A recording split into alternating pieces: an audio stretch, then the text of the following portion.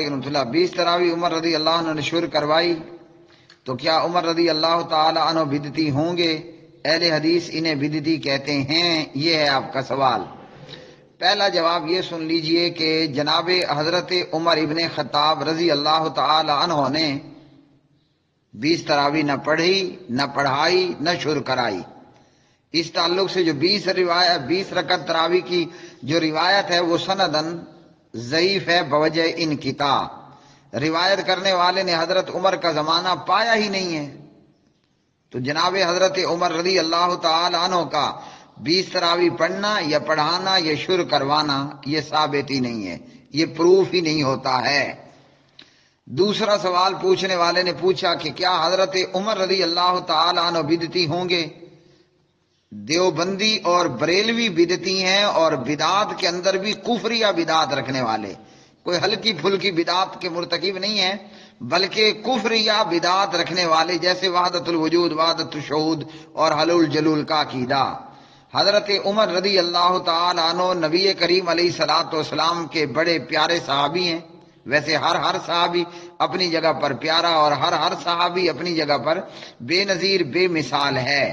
اسی طرح حضرت عمر رضی اللہ تعالی عنہ نبی علیہ الصلوۃ والسلام کے سسر بھی ہیں، یعنی آپ صلی اللہ علیہ وسلم کی بیوی حضرت حفصہ رضی اللہ تعالی عنہا کے والد بزرگوار ہیں۔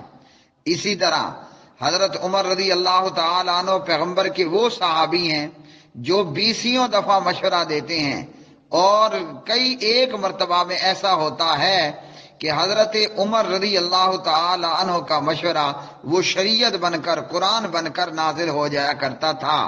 جیسے جنگ کے قیدیوں کو قتل کر دینے کا کہا تو یہی سورۃ الانفال نے بتا دیا، اور جیسے پردہ کرنے کا کہا تو یہی سورۃ الاحزاب نے بتا دیا، وغیرہ ذالک۔ اس لیے بدعتی دیوبندی اور بریلوی ہیں، حضرت عمر رضی اللہ تعالی عنہ نہیں ہیں۔ کیا اہل حدیث انہیں بدعتی کہتے ہیں؟ اہل حدیث دیوبندی اور بریلویوں کو ضرور بالضرور لا ریب فی، لا شک فی بدعتی کہتے ہیں۔